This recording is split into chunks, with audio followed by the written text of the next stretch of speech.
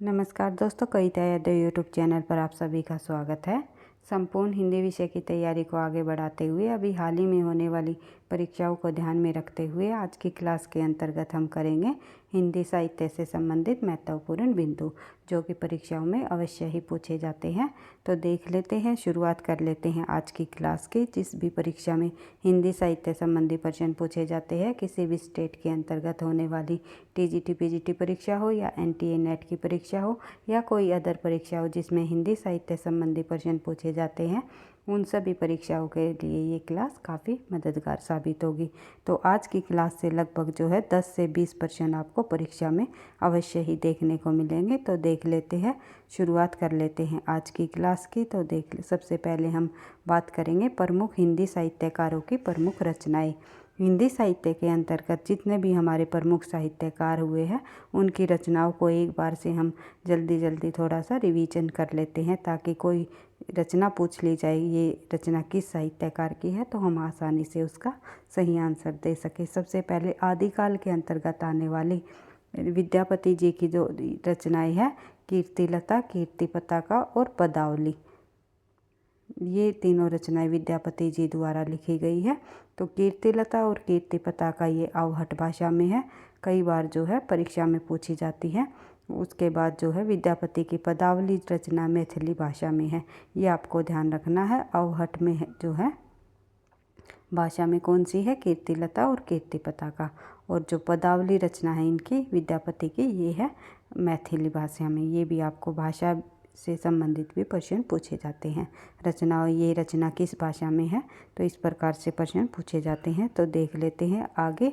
शालीभद्र शूली भी आदिकाल के प्रमुख कवि हुए हैं और भारतीय बाहुबली रास जो है इनकी प्रमुख रचना है। माधवदास चरण की राम रासो रचना पूछी जाती है परीक्षाओं में। चंद बरदाई जी द्वारा जो है हिंदी का प्रथम महाकाव्य पृथ्वीराज रासो, जो कि डिंगल पिंगल हिंदी में लिखा गया, तो ये पूछा जाता है। बढ़ते हैं आगे। अगला प्रश्न हमारा, अगली जो रचना है वो है नरपति नाल्य जी की। नरपति नाल्य की बीसल देवरासो, जो कि अपभ्रंश भाषा में रचित है और श्रृंगारिक रचना रही है। उसके बाद देख लेते हैं आगे। 12 मासा का वर्णन किया है बीसल देवरासो में। जगनिक द्वारा रचित परमाल रासो, सारंगधर जी की हमीर रासो, श्रीधर की रणमलछन और परीक्षत रायशा। नल सिंह की जो रचना है वो है विजयपाल रासो। ये सभी आदिकालीन रचनाएं हैं भाई, ये भी आपको ध्यान रखना है कि ये किस काल की रचना है। जिन धर्मसुरी की रचना है शालीभद्र शूरी। जलहन है भाई, ये जलहन कवि की रचना है बुद्धि रासो। उसके बाद अगली जो रचना है देलहन की ध्यान रखना है गद सुकुमार रासो। जलहन के बुद्धि रासो, जो कि पृथ्वीराज रासो का पुत्र है भाई जलहन जी। और उसके बाद देलहन की है गद सुकुमार रासो। इन नई रचनाओं को मैंने इसलिए इंक्लूड किया है क्योंकि ये पिछली परीक्षाओं में कहीं ना कहीं पूछी जा चुकी है। तो इसलिए जो है हमें सभी रचनाओं को देखते हुए जो पिछली परीक्षाओं में पूछी गई है, तो PYQ के आधार पर हमने इन महत्वपूर्ण बिंदुओं को यहाँ पर इंक्लूड बनाया है, शामिल किया है। तो देख लेते हैं। मधुकर कवि की जो रचना है वो है जयमयंक जसचंद्रिका। जो इंदु कवि की जो रचना है वो है परमात्म प्रकाश। भट्ट की रचना है जयचंद प्रकाश। भट्ट और एक कवि हुए हैं मधुकर, इन दोनों की रचनाओं को आपको ध्यान रखना है। जयचंद प्रकाश और मधुकर कवि की हुई है रचना, वो है जयमयंक जसचंद्रिका। जयमयंक जसचंद्रिका ये कई बार परीक्षाओं में पूछी गई रचनाएं हैं भाई, ये आपको ध्यान रखना है। भट्ट और मधुकर कवि की जयमयंक जसचंद्रिका और भट्ट की जयचंद प्रकाश, इस प्रकार से आपको ध्यान रखना है। बढ़ते हैं आगे। अगली रचना है शंभू जी की रचना है पौंचर्यु और रिठणेमी चरु। पौंचर्यु इनका राम काव्य है, जिसमें कि 5 कांड और 83 संधियाँ हैं। उसके बाद देख लेते हैं हरप्रसाद शास्त्री जी की रचना बोधगान ओ दोहा किसकी है, हरप्रसाद शास्त्री की। धनपाल जी की रचना है वो है भविष्यत कहा और लक्ष्मीधर जी की रचना है प्राकृत पेंगलम। उसके बाद आगे बढ़ते हैं अमीर खुसरो जी की। अमीर खुसरो जी की रचना है जो कि परीक्षाओं में पूछी जाती है और हमें कंफ्यूज कर देती है। और अमीर खुसरो जी की जो रचनाएं है पहेलियाँ, मुकरिया, दो खुसने, ये आप सभी को तो पता ही है। साथ ही किस्सा, चाहा दरवेश और खालिक बारी और किस्सा, चाहा दरवेश, ये जो है इनकी अमीर खुसरो जी की रचनाएं हैं। खालिक बारी में इन्हें खड़ी बोली का प्रयोग किया है। बढ़ते हैं आगे। अगली जो रचना है इन सरहप्पा जी की, जो कि सिद्ध कवि हुए हैं, प्रथम सिद्ध कवि माने जाते हैं। दोहा कोश, काफ़ी बार परीक्षाओं में पूछी जाने वाली रचना है। भट्ट केदार की जयचंद प्रकाश, अभी हमने पढ़ी थी भट्ट केदार की जयचंद प्रकाश। सरहप्पा की जो रचना है वो है चार्या पद। गोरखनाथ की भी रचनाएं परीक्षाओं में पूछी जाती है। नाथ पंथ के प्रवर्तक रहे हैं गोरखनाथ जी। शिष्यादासन, और उसके बाद है प्राण संकली, शब्दी पद, ये सभी की रचनाएं गोरखनाथ जी की है। प्राण संकली इनमें से काफ़ी इम्पोर्टेंट है और शब्दी भी वही, ये भी रचनाएं कई बार परीक्षाओं में हमें देखने को मिली हैं। तो देख लेते हैं। अगले रचनाकार का नाम है नल्ले सिंह भाट। नल्ले सिंह जी की जो रचनाएं है वो है विजयपाल रासो। नरपति नाल्ले जी की रचनाएं है बिशल देव रासो। और नरपति नाल्ले जी की रचनाएं भाई बिसल देव रासो। उसके बाद देख लेते हैं आगे कणहप्पा जी की रचना। कणहप्पा की रचना है दोहा कोश, कणहप्पा पद गीतिका, वर्ज गीति और वसंती तिलक, जिसमें दोहा कोश जो है काफ़ी प्रसिद्ध हुई है। बढ़ते हैं आगे। आसगु कवि की जो रचना है वो है चंद्रबाला रास। वेरी वेरी इंपॉर्टेंट, कई बार हमें परीक्षा में ये रचना देखने को मिली है। हेमचंद्र जी की सिद्ध हेमंत और शब्दानुशासन। सिद्ध हेमचंद्र और शब्दानुशासन नामक दो रचनाएं हेमचंद्र जी की ये रचनाएं हैं, जो कि इनका प्राकृत व्याकरण इन्होंने लिखा है शब्दानुशासन के माध्यम से। बढ़ते हैं आगे। कल्लोल कवि जी की रचना है वो है ढोला मारूरा दोहा। उसके बाद सुमिति गणी की जो रचना है वो नेमिनाथ रास। जिनी दत्त सूरी की जो रचना है वो उपदेश रसायन रास। देवसेन जी की रचना है सर्वाकाचार, जो कि हिंदी की प्रथम रचना मानी गई है। समय रहा इसका 1933 ईस्वी। ये आपको ध्यान रखना है क्योंकि कई बार समय भी पूछ लिया जाता है। बढ़ते हैं आगे। फिर आता है हमारे भक्ति काल के कवि कबीर दास जी की रचना। भक्ति काल के जो निर्गुण काव्य धारा के अंतर्गत प्रमुख कवि, प्रतिनिधि कवि माने जाते हैं कबीर दास जी की रचनाएं बीजक में संग्रहित है साखी, शबद व रमेणी।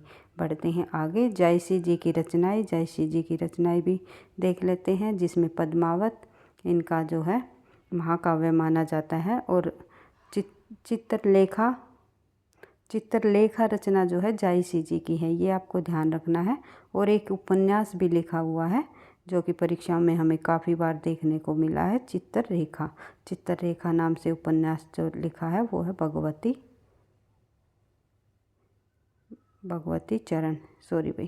भगवती चरण जी ने ये उपन्यास लिखा है, ये आपको ध्यान रखना है। उसके बाद देख लेते हैं आगे। कहरनामा भी जयसी जी की रचना है। और आखिरी कलाम भी जयसी जी द्वारा लिखी गई रचना है, जिसमें कयामत का वर्णन इन्होंने किया है। बढ़ते हैं आगे। फिर देख लेते हैं भक्ति काल के सगुण काव्य धारा के कृष्ण काव्य धारा के प्रतिनिधि कवि वे हैं सूरदास जी द्वारा लिखी गई जो रचनाएं जो कि परीक्षाओं में पूछी जाती हैं वो है सूर सागर, सूर पच्चीसी, सूर सारावली, साहित्य लहरी। उसके बाद देख लेते हैं गोस्वामी तुलसीदास जी की रचनाएं। गोस्वामी तुलसीदास जी ने जो है की रचनाओं को आचार्य रामचंद्र शुक्ल ने इनकी 12 रचनाओं को प्रमाणिक माना है, ये भी आपको ध्यान रखना है। और रामचरितमानस इनकी अवधी भाषा का महाकाव्य है। कुछ रचनाएं इन्होंने अवधी भाषा में लिखी है तो कुछ रचनाएं इन्होंने ब्रज भाषा में लिखी है। अवधी भाषा की रचना और ब्रज भाषा की रचना को मैंने आप लोगों को ट्रिक के माध्यम से बता रखा है कि जो तुलसीदास जी की जो अवधी भाषा की जो ब्रज भाषा की जो रचनाएं हैं वो लगभग रचनाएं जो है वै से शुरू होती हैं और या फिर बाद में वली शब्द आपको देखने को मिलेगा।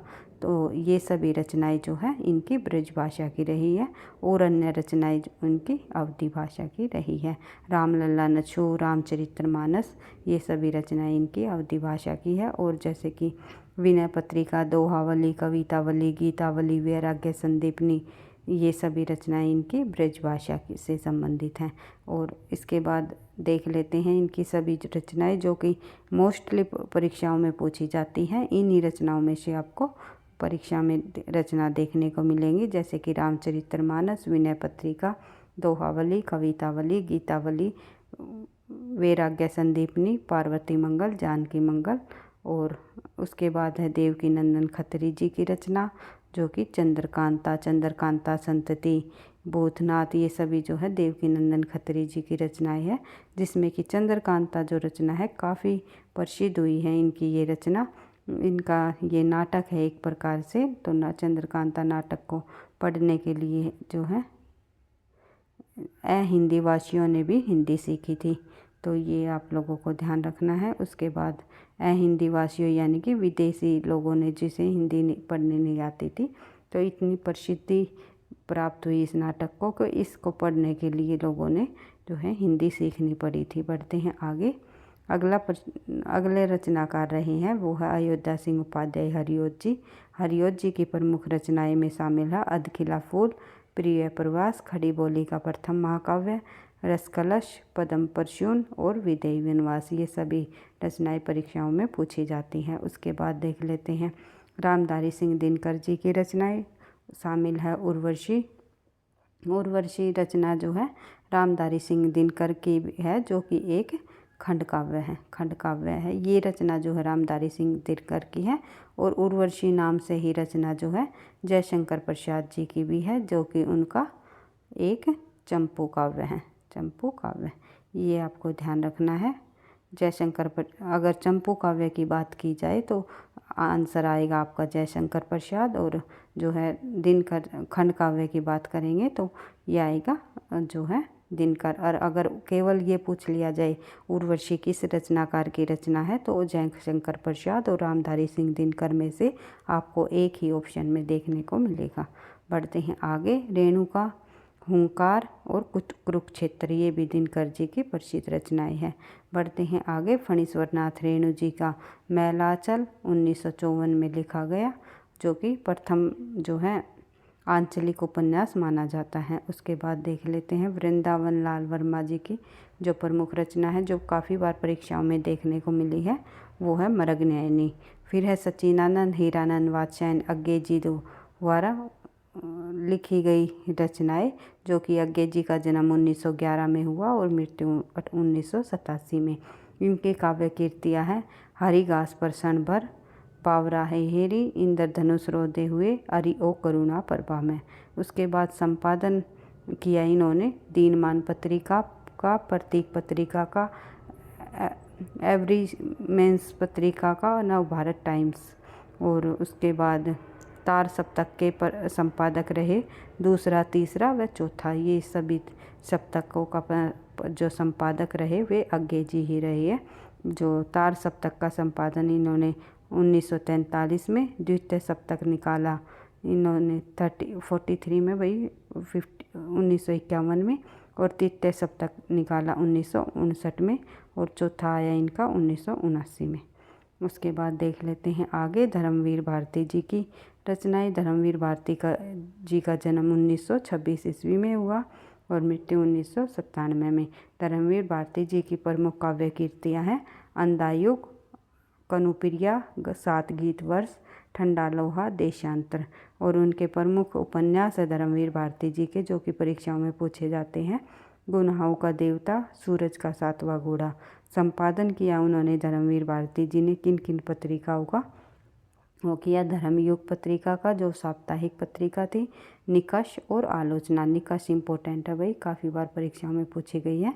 निकष पत्रिका का संपादन किसने किया। बढ़ते हैं आगे। धर्मवीर भारती जी की कहानी संग्रह में शामिल है चांद और टूटे हुए लोग, बंद गली का आखिरी मकान।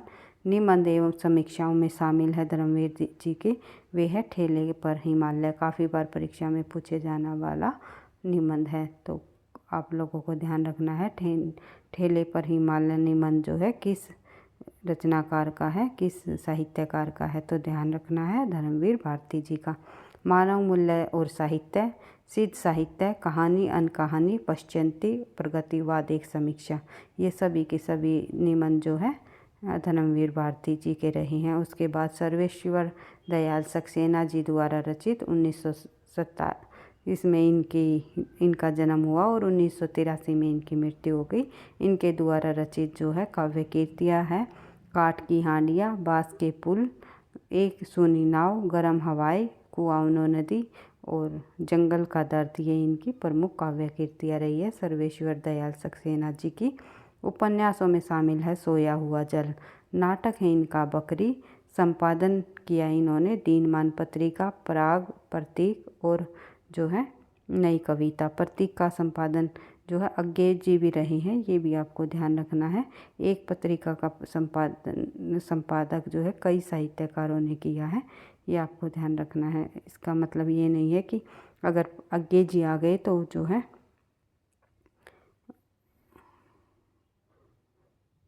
एक सेकंड भाई, और अन्य साहित्यकारों ने नहीं किया। तो देख लेते हैं आगे। गजानन माधव मुक्तिबोध जी का जन्म 1917 ईस्वी में हुआ, मृत्यु 1964 में। तार सप्तक के कवि रहे थे ये जो है, जो कि 1943 में तार सप्तक का संपादन किया गया। इसके प्रमुख कवियों में शामिल है गजानन मुक्तिबोध, प्रभाकर और जो है गिरजा कुमार माथुर, ये सभी के नेमिचंद्र जैन। कई 7 कवियों का जो समूह था तार सप्तक में, 7 कवियों के समूह रहे। प्रथम सप्तक में कौन कवि शामिल है, द्वितीय में कौन कवि, तृतीय में कौन कौन कवि रहे और चौथे में कौन कौन। इन सभी 28 कवियों को आपको ध्यान रखना है किस सप्तक के अंतर्गत कौन से कवि शामिल हैं। तो आपको ट्रिक के माध्यम से आपको कर लेना है याद। जैसे कि प्रथम सप्तक के अंतर्गत मैंने आपको बताया गजानन मुक्तिबोध और गिरजा कुमार माथुर भी इसी में आएंगे भाई। और साथ ही जो है अज्ञेय जी भी रहे और भारत भूषण अग्रवाल, उसके बाद जो है नेमिचंद्र जैन। कई कवि जो है 7 कवि प्रथम सप्तक के अंतर्गत शामिल रहे। और द्वितीय सप्तक के अंतर्गत कौन कौन रहे, तृतीय सप्तक में कौन कौन रहे, भारत भूषण अग्रवाल भी प्रथम सप्तक में शामिल है। तो ये सभी आप लोगों को याद रखना है। उसके शमशेर बहादुर जी किस सप्तक के अंतर्गत आए, सर्वेश्वर दयाल सक्सेना जी किस में आए, केदारनाथ सिंह जी किस सप्तक के अंतर्गत शामिल है। तो इस प्रकार से प्रश्न पूछे जाते हैं, तो आपको ध्यान रखना है। बढ़ते हैं आगे। काव्य कीर्तियाँ, चांद का मुँह टेढ़ा, पूरी पूरी खाक धूल। आलोचनाओं में शामिल है इनकी कामायनी एक पुनर्विचार, भारतीय इतिहास और संस्कृति, नई कविता का आत्म संघर्ष व अन्य निबंध, नए साहित्य, सौंदर्य शास्त्र। कहानियों में शामिल है इनकी विपात्र, सतह से उठता आदमी। गजानन मुक्तिबोध की बात कर रहे हैं भाई, हम देख लेते हैं इनको, आप फिर से रिवाइज कर सकते हो। इम्पोर्टेंट कवि रही है परीक्षा की दृष्टि से। गिरजा कुमार माथुर जो कि काव्य कीर्तियाँ हैं इनकी, पहले इनका जन्म देख लेते हैं 1919 और मृत्यु इनकी 1994। मंजीर, नाश और निर्माण, धूप के दान, साक्षी रहे वर्तमान, भीतरी नदी की यात्रा, शिला पंख चमकीले, छाया मत छूना, पृथ्वी कल्प और कल्पांतर। ये सभी जो है रचनाएं गिरजा कुमार माथुर जी की है। आलोचना है इनकी गिरजा कुमार माथुर जी की नई कविता, सीमाएं और संभावनाएं। ये सभी जो है आलोचनाएं गिरजा कुमार माथुर जी की है। बढ़ते हैं आगे। फिर हमारा अगला लेखक वो है भवानी प्रसाद मिश्र। 1914 में इनका जन्म हुआ, 1985 में इनकी मृत्यु हो गई।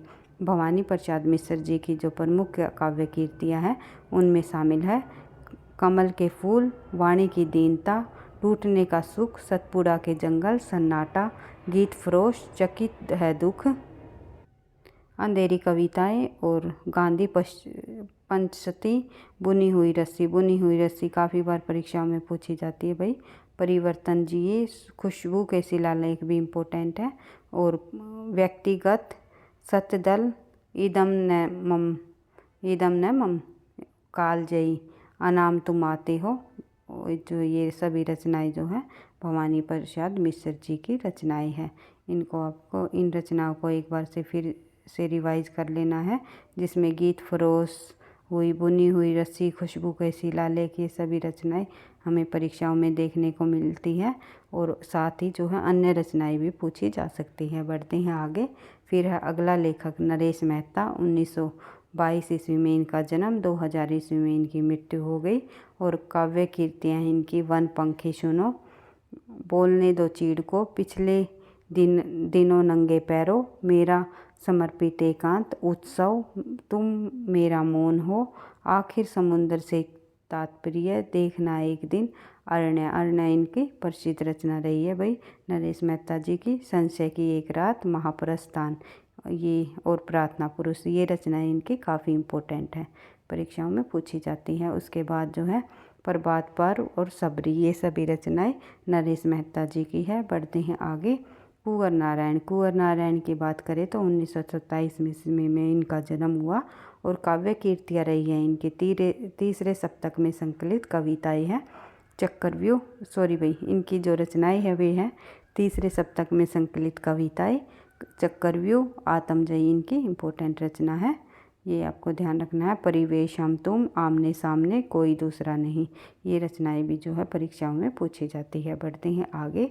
अगला लेखक है हमारा जगदीश गुप्त। जगदीश गुप्त की रचनाओं को जब हम देखते हैं तो इनकी काव्य कीर्तियों में शामिल है नाव के पाँव, शब्दांश, हिमबुद्ध, युग, छंदशती, गोपा गौतम और बोधिवृक्ष और सम्बुक और संपादक रहे ये नई कविता के। आलोचना लिखी इन्होंने नई कविता स्वरूप और समस्याएं, ये सभी रचनाएं जो है जगदीश गुप्त जी की हैं। उसके बाद देख लेते हैं अगला लेखक। अगले लेखक की जो रचनाएं है वो है शमशेर बहादुर सिंह। शमशेर बहादुर सिंह जो कि 1911 में इनका जन्म हुआ और 1993 में इनकी मृत्यु हो गई। और नागार्जुन जी का जन्म भी 1911 में हुआ था भाई।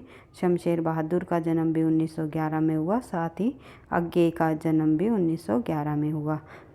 अज्ञे जी का आपको ध्यान रखना है, नागार्जुन जी का और शमशेर बहादुर का। और एक लेखक और है हमारे जिनका जन्म 1911 में हुआ, तो वो आप लोगों को कमेंट बॉक्स में लिख करके बताना है। आज का होमवर्क आप लोगों का यही है।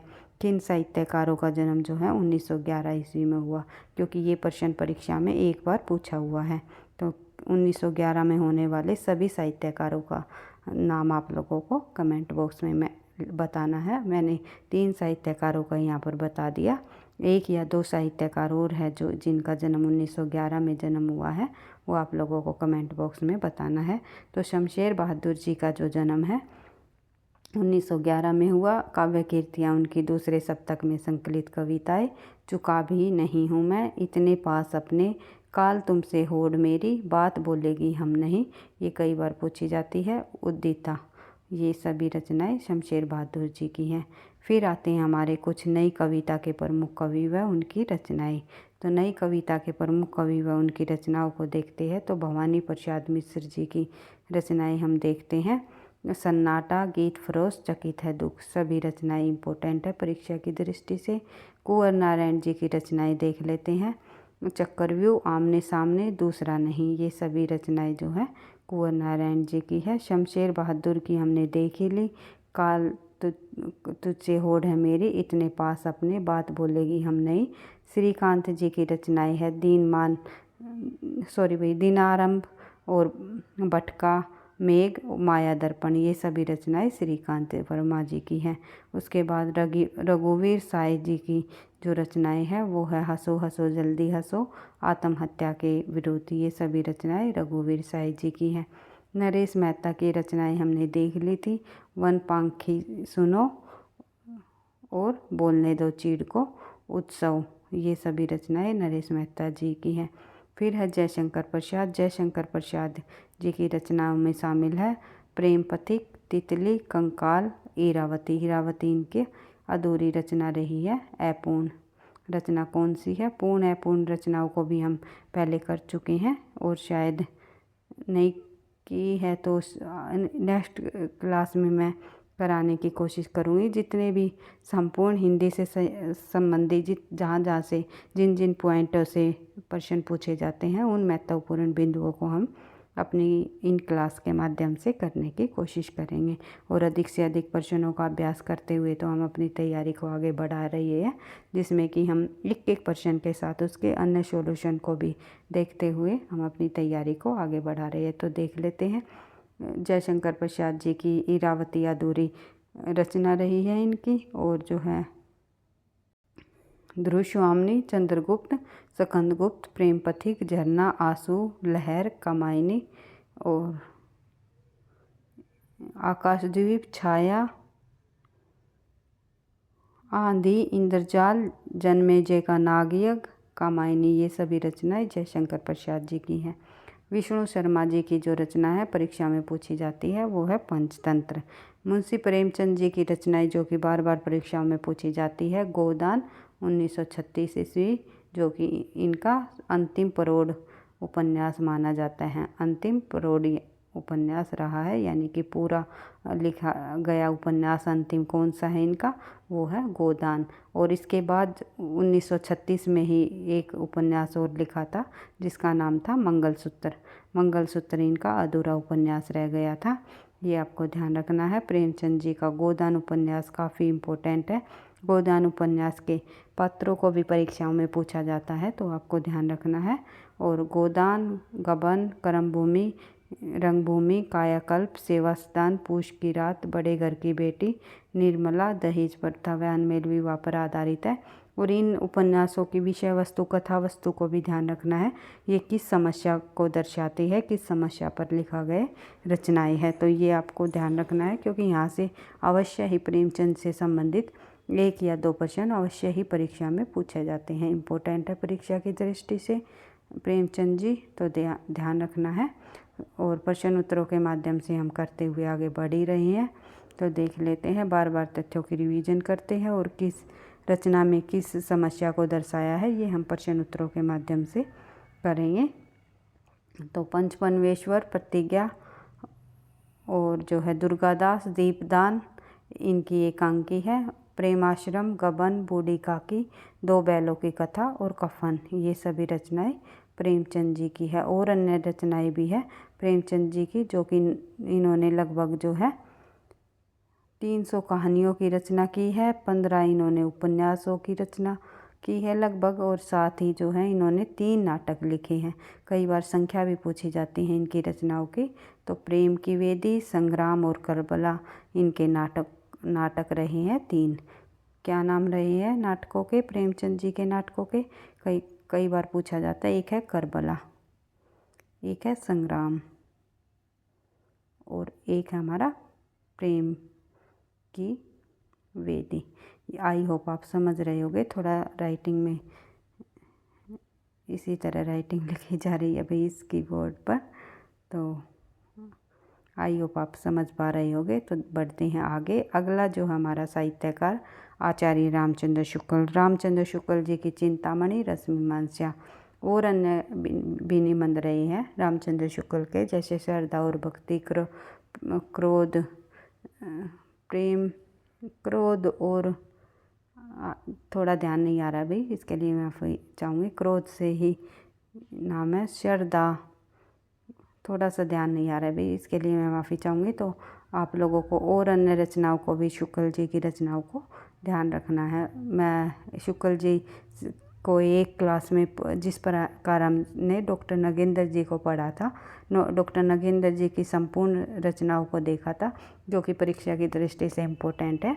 तो इसी प्रकार से आचार्य रामचंद्र शुक्ल जी से के जीवन से संबंधित व उनकी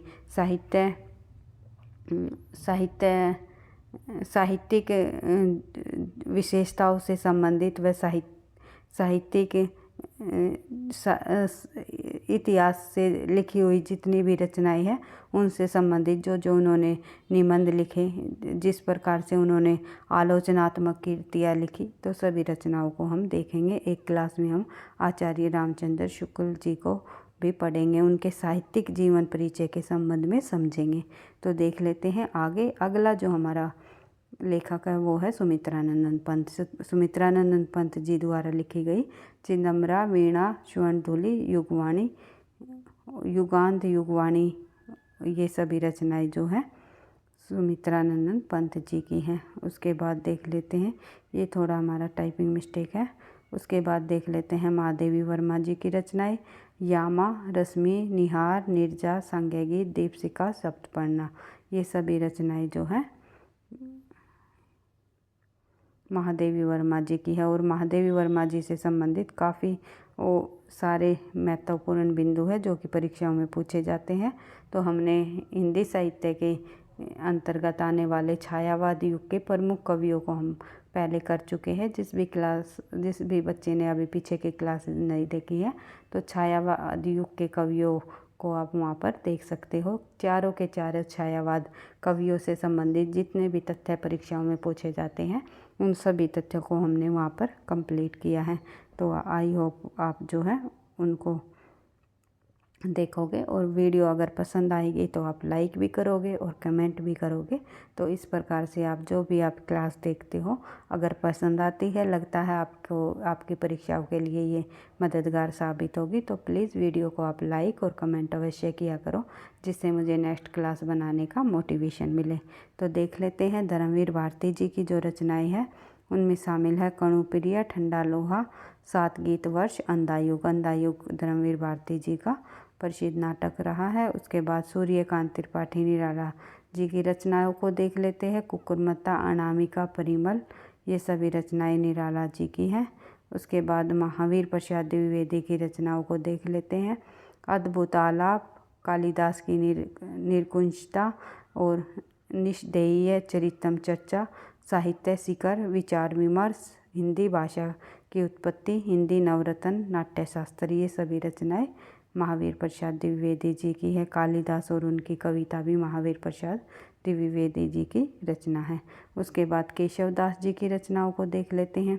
रसिक प्रिया, कवि प्रिया, फिर है बालकृष्ण शर्मा नवीन जी की रचनाएं शामिल है। उर्मिला, सुभद्रा कुमारी जी की रचनाओं में शामिल है झांसी की रानी, मुकुल, चित्रीधारा, बिखरे मोती।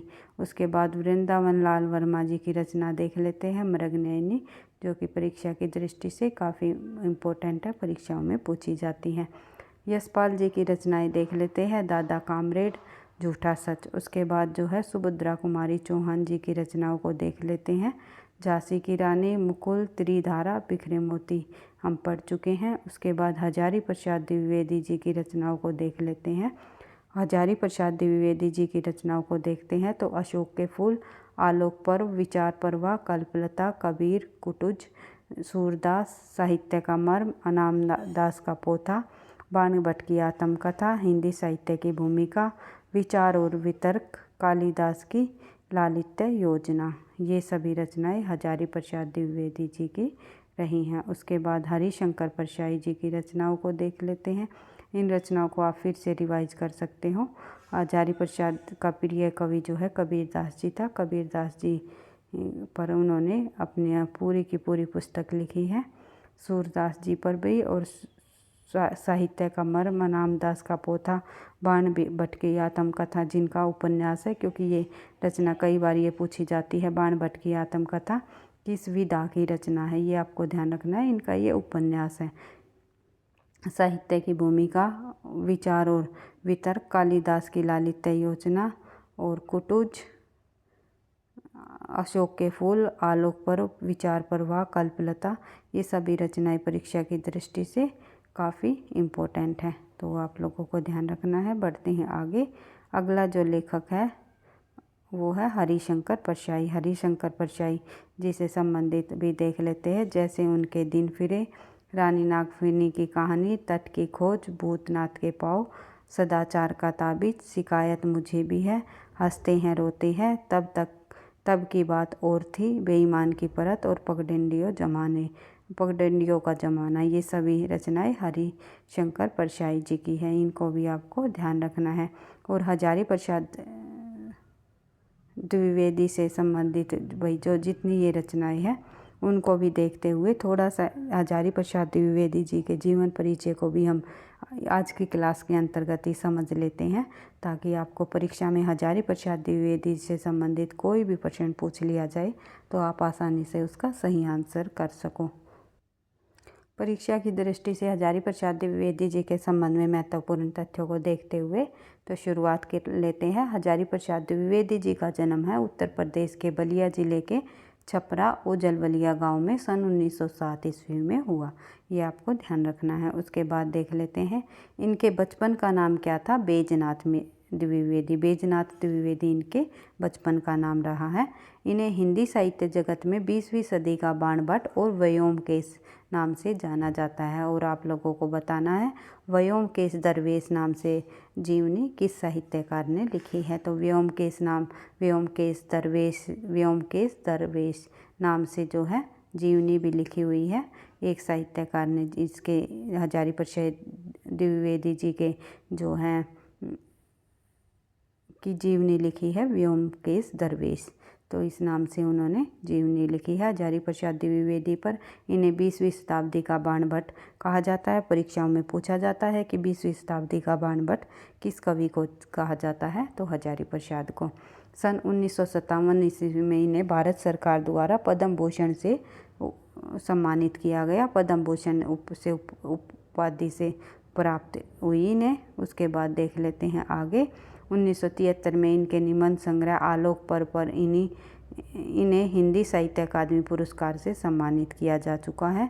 तो ये पूछा जा सकता है हजारी प्रसाद द्विवेदी को साहित्य अकादमी पुरस्कार किस रचना पर मिला, तो 1973 ईस्वी में आलोक पर्व जो है इनकी रचना पर इन्हें साहित्य अकादमी पुरस्कार प्रदान किया गया।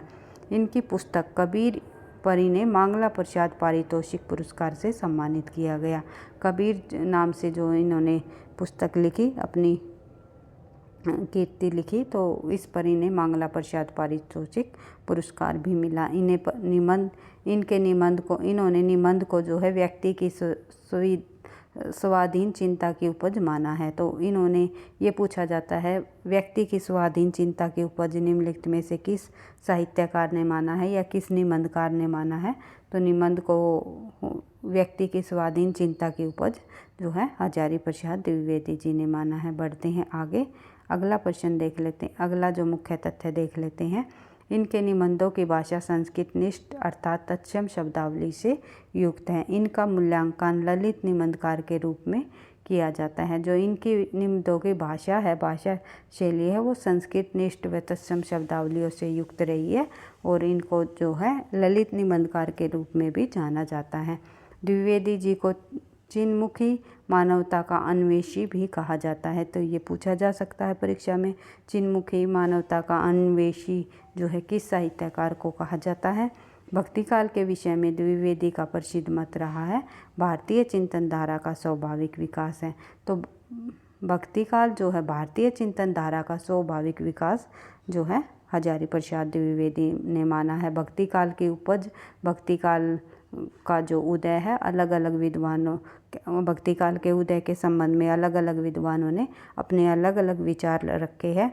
किसी ने जो है इस्लाम की देन माना, तो किसी ने जो है भक्ति का आना जो है स्वाभाविक चिंतन का विकास, भारतीय चिंतन धारा का स्वाभाविक विकास माना, तो किसी ने जो है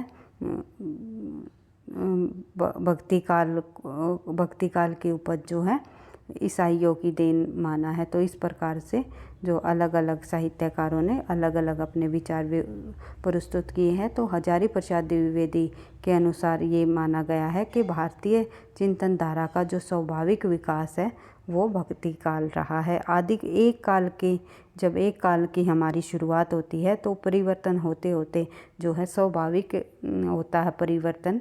तो परिवर्तन होना स्वाभाविक बात है। तो परिवर्तन के साथ साथ लोगों के विचारधाराओं में भी परिवर्तन होता है। तो भारतीय चिंतन धारा का स्वाभाविक विकास हजारी प्रसाद द्विवेदी ने भक्ति काल को माना है। उसके बाद बात करें आदिकाल के बाद जो है भक्ति काल का उदय ही उन्होंने बताया है कि ये अगर इस्लाम न आए होते तो भी भक्ति का आना उतना ही स्वाभाविक होता जितना आज। तो इस प्रकार से उन्होंने अपने विचार व्यक्त किए हैं। इस संबंध में उनका कथन है, लेकिन जोर देकर कहना चाहता हूँ, अगर इस्लाम नहीं आया होता तो इस साहित्य का बाहर आना वैसा ही होता जैसा आज ये भक्ति काल के संबंध में इन्होंने कहा है कि इस साहित्य का आना यानी कि भक्ति काल का आना या भक्ति साहित्य का लिखा जाना इसी प्रकार से होता जैसे कि जैसे बाहर आना वैसा ही होता जैसा कि आज है। तो ऐसा इस प्रकार से इन्होंने अपने व्यक्त प्रस्तुत किए हैं। उसके भी ये कथन परीक्षाओं में पूछे जाते हैं। ये किसने माना है, किस काल के संबंध में कहा है। तो हर एक प्रश्नों को, हर एक तथ्यों को, हर एक बिंदुओं को आपको समझ के साथ करते हुए चलना है। बढ़ते हैं आगे। इन्होंने आदिकाल को अत्यधिक विरोधी और व्याघातों का युग कहा है। ये पूछा जाता है अत्यधिक विरोधी व व्याघातों का युग किसने माना है आदिकाल को? हजारी प्रसाद द्विवेदी जी ने। द्विवेदी जी अपभ्रंश को हिंदी के पृथक भाषा मानते हैं। द्विवेदी जी जो है अपभ्रंश भाषा को जो है हिंदी से पृथक यानी कि हिंदी से अलग ही मानते हैं। उसके बाद देख लेते हैं भक्ति आंदोलन को इन्होंने जो है लोक जागरण की संज्ञा दी है। हजारी प्रसाद द्विवेदी ने भक्ति आंदोलन को क्या नाम दिया है? लोक जागरण। ये आपको ध्यान रखना है। बढ़ते हैं आगे। निर्गुण धारा के ज्ञानाश्री शाखा को इन्होंने निर्गुण भक्ति शाखा कहा है। निर्गुण भक्ति, ये पूछा जाता है कि निर्गुण भक्ति शाखा नाम किसने दिया है निर्गुण धारा की ज्ञानाश्री शाखा को? तो ध्यान रखना है निर्गुण भक्ति शाखा कहा है और ज्ञानाश्री शाखा की इन्होंने कहा है शुक्ल जी ने। ये भी आपको ध्यान रखना है। उसके बाद देख लेते हैं द्विवेदी जी संत काव्य धारा का प्रथम कवि कबीरदास जी को मानते हैं। कबीर को मानते हैं, यानी संत काव्य धारा का प्रथम कवि, निर्गुण काव्य धारा के प्रमुख कवि जो है कबीरदास जी को मानते हैं। बढ़ते हैं आगे। हजारी प्रसाद द्विवेदी जी की प्रमुख रचनाएं तो हम देख ही चुके हैं, साथ ही कुछ और अन्य रचनाएं भी यहाँ पर इंक्लूड की गई है जो कि परीक्षा की दृष्टि से हजारी प्रसाद द्विवेदी जी से संबंधित काफ़ी इम्पोर्टेंट रही है और परीक्षाओं में बार बार पूछी जाती हैं।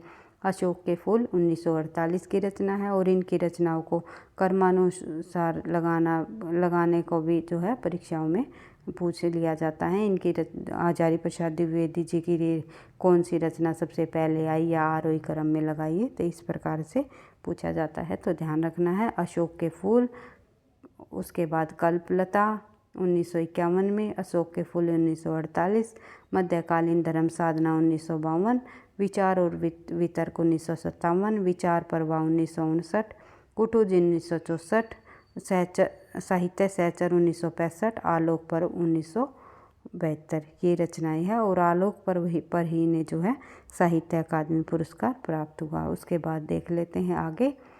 लिखा गया, ये प्रकाशित हुआ 1972 में और 73 में, आई थिंक 73 में इन्हें साहित्य अकादमी पुरस्कार मिला। तो देख लेते हैं आगे। आलोचनाएं कौन कौन सी है हजारी प्रसाद द्विवेदी की जो कि परीक्षाओं में पूछी जाती हैं? सूर साहित्य 1930, हिंदी साहित्य की भूमिका 1940, कबीर 1941, हिंदी साहित्य का आदिकाल लिखा उन्होंने 1952 में और सहज साधना लिखी 1963 में। हिंदी साहित्य की भूमिका, हिंदी साहित्य का आदिकाल और एक रचना और है इनकी हिंदी साहित्य का उद्भव और विकास, ये भी 1952 में ही इन्होंने लिखा था। उसके बाद जो है कालिदास की लालित्य योजना 1965 में, मध्यकालीन बौद्ध का स्वरूप 1970 में। ये रचनाएं जो है हजारी प्रसाद द्विवेदी जी की इम्पोर्टेंट रचनाएं हैं, आलोचनात्मक रचनाएं हैं। बढ़ते हैं आगे। अगला है जो हजारी प्रसाद द्विवेदी जी के कुछ उपन्यासों से संबंधित बात करें तो बाणभट्ट की आत्मकथा जो कि बार बार परीक्षाओं में पूछी जाती है और ये भी पूछा जाता है ये किस विधा की रचना है, तो ध्यान रखना है ये इनके उपन्यास संबंधी रचना है। 1946 चारूचंद लेख 1963, पुनर्वा 1973, अनामदास का पोथा 1976। बाणभट्ट की आत्मकथा में जो है एक पात्र है निपुणिया है शायद भाई, निपुणिया नाम से जो पात्र है वो हजारी प्रसाद द्विवेदी जी के किस निबंध से लिया गया है या बाणभट्ट की आत्मकथा उपन्यास में प्रमुख पात्र कौन है? भटनी, निपुणिया और बाणभट्ट की आत्मकथा, भटनी, निपुणिया और बाणभट्ट ये तीन प्रमुख पात्र रहे हैं बाणभट्ट की आत्मकथा उपन्यास में। उसके बाद देख लेते हैं आगे। द्विवेदी जी की ऐतिहासिक, सांस्कृतिक, चेतना संपन्न, मानवतावादी आलोचक रहे हैं और इनका मूल्यांकन ललित निबंधकार के रूप में किया जाता है। उपन्यासकार के रूप में द्विवेदी जी इतिहास उपन्यास उपन्यासकार के रूप में, ऐतिहासिक उपन्यासकार के रूप में इन्हें ख्याति भी प्राप्त हुई है। तो इस प्रकार से हजारी प्रसाद द्विवेदी जी के संबंध में संपूर्ण जानकारी को देखते हुए संपूर्ण हिंदी से संबंधित जितने भी हमारे प्रसिद्ध कवि रहे हैं उनको हमने उनकी रचनाओं को हमने यहाँ पर आज की क्लास के अंतर्गत कंप्लीट किया है। तो इसी प्रकार से हिंदी साहित्य के अंतर्गत जितने भी हमारे महत्वपूर्ण बिंदु बनते हैं, महत्वपूर्ण तथ्य है जहाँ से परीक्षाओं में प्रश्न देखने को मिलते हैं, तो हम एक एक टॉपिक को, एक एक महत्वपूर्ण बिंदु को इसी तरह करते हुए अपनी तैयारी को आगे बढ़ाते रहेंगे और साथ ही अधिक से अधिक प्रश्नों का अभ्यास करते हुए हम आगे बढ़ते रहेंगे। तो जो भी बच्चे किसी भी स्टेट के अंतर्गत होने वाली टीजीटी पीजीटी हिंदी की तैयारी कर रहे हैं या फिर एनटीए नेट का एग्ज़ाम आगे भविष्य में देने जा रहे हैं या फिर जो है DSSB की अभी हाल ही में जो होने वाली परीक्षाएं हैं उनकी तैयारी कर रहे हैं या फिर कोई अदर परीक्षा की तैयारी कर रहे हैं जिसमें हिंदी साहित्य संबंधी प्रश्न पूछे जाते हैं, उन सभी विद्यार्थियों के लिए ये क्लास जो है काफ़ी हेल्पफुल रहेगी। तो अंत में मैं बस इतना ही कहना चाहूँगी, वीडियो आपको पसंद आई तो लाइक करना, दोस्तों के साथ शेयर करना, चैनल पर पहली बार हो तो सब्सक्राइब कर लेना ताकि नोटिफिकेशन आपको समय पर मिलता रहे। पढ़ते रहना, आगे बढ़ते रहना। थैंक यू, धन्यवाद।